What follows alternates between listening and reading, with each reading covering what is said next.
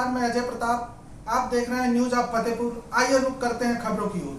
फतेहपुर जिले के नहर कॉलोनी में आए भारतीय किसान यूनियन महात्मा टिकैत गुट के राष्ट्रीय अध्यक्ष ने किसान सम्मान समारोह में मुख्य अतिथि के रूप में पहुंच शिरकत करते हुए केंद्र सरकार पर तीखा हमला बोलते हुए कहा कि सरकार किसानों के हित में कोई काम नहीं कर रही है।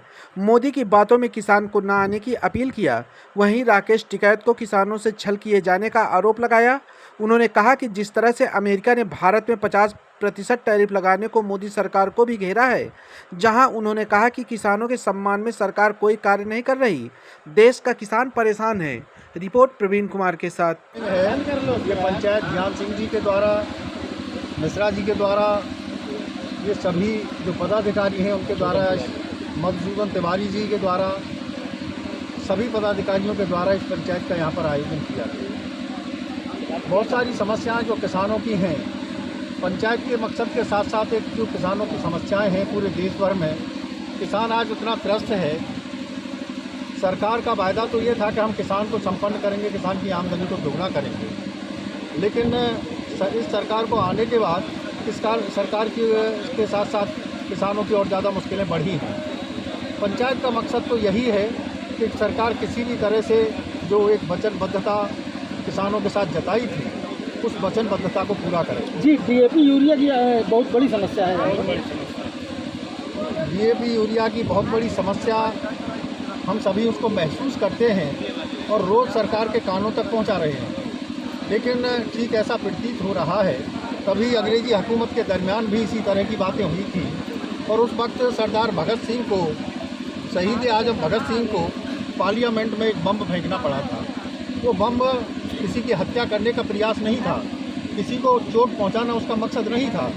आज पूरे देश की जो किसान की आवाज़ है वो बम की तरह पूरे देश में गूंज तो रही है, लेकिन इस देश की मौजूदा सरकार भी ठीक अंग्रेजी हुकूमत जैसी ही साबित हो रही है। जी, ट्रंप ने 50% टैरिफ लगा दिया है इंडिया पर, और इंडिया में कपास जो वहाँ से आयात होता है अमेरिका से कपास, उसमें टैरिफ हटा दिया गया है। क्या कहना है?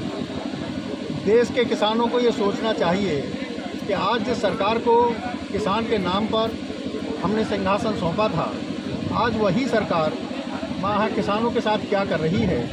जाति और धर्म का एक बड़ा नारा देकर किसानों का बंटवारा कर रही है, और कपास के नाम पर जो एक किसानों के साथ बड़ा छल और विश्वासघात देश की मौजूदा सरकार ने किया है, वो निश्चित तौर पर उसके लिए हमारे पास तो शब्द नहीं है कि सरकार के लिए हम क्या कहें। ये यहाँ पर आज देश की सरकार उत्तर प्रदेश से लेकर हिंदुस्तान के सिंहासन पर बैठी हुई है। उस सिंहासन का सम्मान किया जाता है। इस देश के अंदर इसी सिंहासन के लिए अपने प्राणों की आहुति पितामह भीष्म ने दी थी, और आज इस देश की जनता भी इस सिंहासन का सम्मान मात्र इसलिए कर रही है कि वो भी सिंहासन के साथ वचनबद्धता है कि हम उसका सम्मान करेंगे। लेकिन दुर्भाग्य की बात है कि आज जहाँ मोदी जी ने कपास की जब फसल आने को तैयार है, अमेरिका की कपास को यहाँ पर बिल्कुल टैक्स फ्री कर दिया गया है, इससे बड़ा कोई दुर्भाग्य नहीं हो सकता।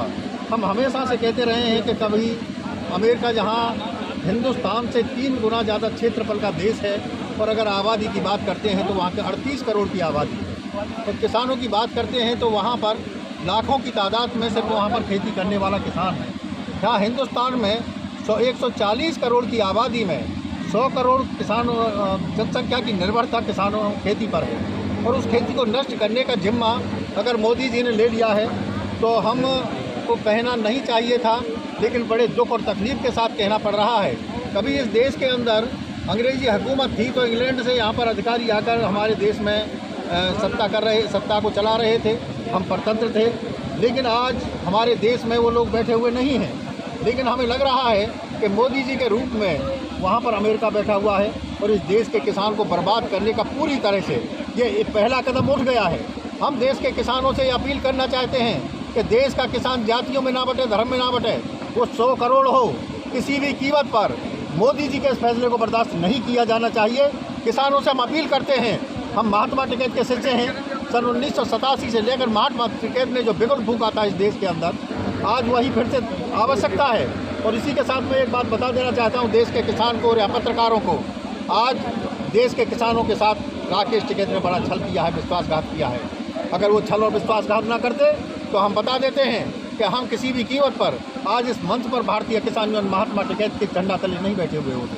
उन्होंने जितने भी आंदोलन करे राकेश टिकैत जी ने, वो समझौतावाद की नीति के तहत उनको खत्म कर दिया गया और किसान के साथ विश्वासघात किया।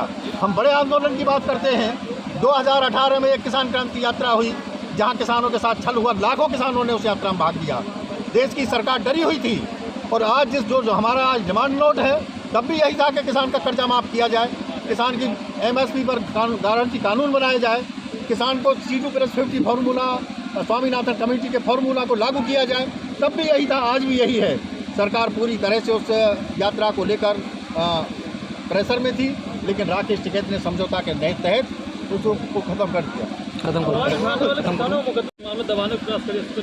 देखिए, ये सरकार मुकदमे दर्ज करने से हम नहीं डरते हैं, बल्कि हम कुर्बानी देने से नहीं डरते हैं। ये सरकार इस बात को याद कर ले, हिंदुस्तान के किसान ने जब यहाँ पर एक चुंगी का टैक्स लिया जाता था, अलीगढ़ में 6 किसानों ने अपनी कुर्बानी दी और मैं भी उसमें मेरे पेट में गोली लगी थी। उसका मैं आप लोगों के सामने मैं बैठा हुआ हूँ। ये सरकार अच्छी तरह से समझ ले, इस देश का किसान कुर्बानियों से पीछे नहीं हटता है। अगर किसान को कुर्बानी की आवश्यकता हुई तो हम कुर्बानी करें।